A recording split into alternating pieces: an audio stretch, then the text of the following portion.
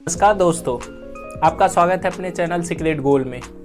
तो आज हम बात करने वाले हैं नक्सलवाद के बारे में। इस पर बात करने से पहले मैं बता दूं आपको, पहले हम इसके इतिहास पे बात करेंगे, फिर उसके बाद इसके इम्पॉर्टेंट हमले के बारे में बात करेंगे, फिर नक्सलवाद कहाँ से अपने लिए पैसा फंड वगैरह कहाँ से लाते हैं इसकी बात करेंगे, और एंड में हम ये देखेंगे कि भारत सरकार ने इनको दबाने के लिए क्या क्या एक्शन लिए।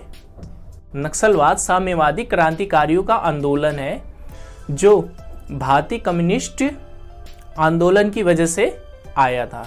नक्सल का ओरिजिन पश्चिम बंगाल के एक छोटे गांव नक्सलबाड़ी से आया, जहां कम्युनिस्ट पार्टी के नेता चारू मजुमदार और कानू सन्याल ने 1967 में सत्ता के विरुद्ध आंदोलन चलाया।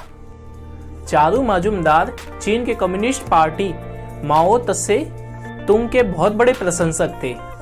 इसी कारण नक्सलवाद को माओवाद आंदोलन भी कहा जाता है। उनका मानना था कि सरकार की नीतियां किसानों की दुर्दशा के लिए उत्तरदायित्व है। उनका मानना था कि इस न्यायहीन दमनकारी वर्चस्व को केवल शस्त्र उठाकर ही खत्म किया जा सकता है।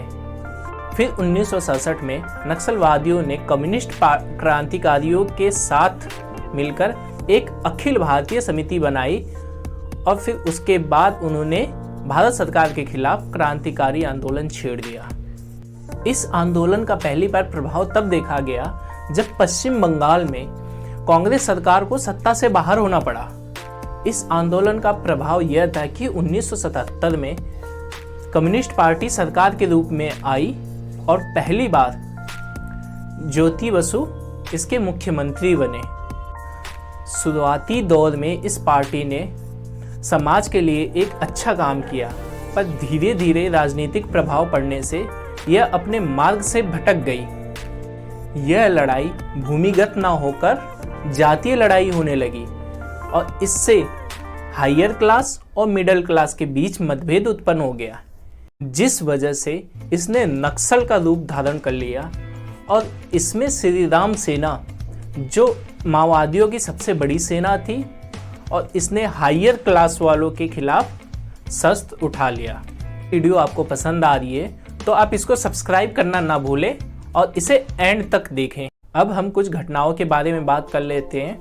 2007 में छत्तीसगढ़ के बस्तर जिले में करीब 300 आंदोलनकारियों ने 55 पुलिस वाले को मार डाला। 2008 में उड़ीसा के नयागढ़ में करीब 14 पुलिस वाले और एक नागरिकों को मार डाला। 2009 में महाराष्ट्र के गढ़चिरौली हमले में करीब 15 जवान शहीद हुए। 2010 में कोलकाता मुंबई ट्रेन में करीब 150 यात्रियों को इन्होंने मारा। फिर 2011 में करीब 76 जवान शहीद हुए और 2012 में 13 पुलिस वालों की फिर हत्या कर दी गई। 2013 में छत्तीसगढ़ के सुकमा जिलों में करीब 27 व्यक्तियों की हत्या कर दी गई। अभी हाल में छत्तीसगढ़ के बीजापुर सुकमा बॉर्डर पर करीब 23 सीआरपीएफ के जवान शहीद हो गए।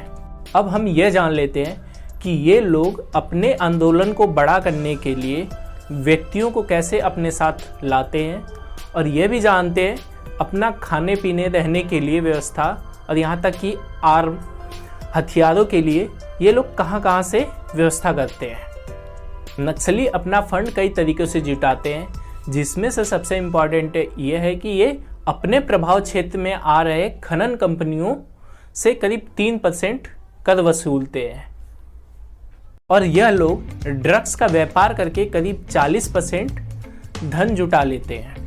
यह सब देखते हुए भारत सरकार ने भी इनके खिलाफ कठोर से कठोर कदम उठाया। इनमें से एक भारत सरकार ने 1971 में स्टीपले चेस अभियान चलाया, जिसमें करीब 20,000 नक्सली मारे गए। फिर भारत सरकार ने 2009 में ग्रीन हंट अभियान चलाया और 2017 में प्रहार अभियान चलाया। अगर हमारी यह वीडियो आपको पसंद आती है तो आप इसे लाइक, सब्सक्राइब और अपने फ्रेंडों के साथ शेयर करना ना भूलें।